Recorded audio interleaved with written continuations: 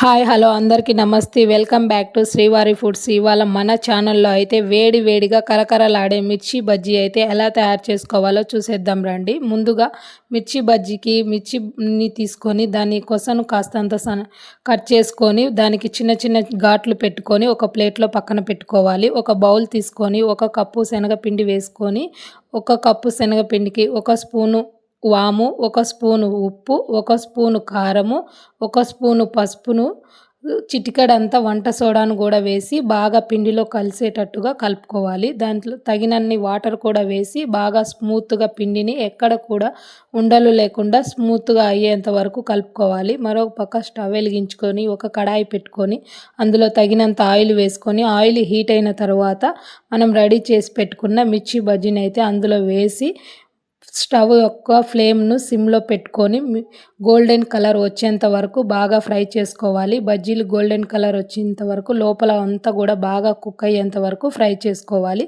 ఇవి ఫ్రై అయ్యాక ఒక ప్లేట్‌లోకి తీసి పక్కన పెట్టుకుంటే మనకు ఎంతో రుచికరమైన కరకరలాడే మిర్చి బజ్జీ అయితే రెడీ అయిపోతుంది.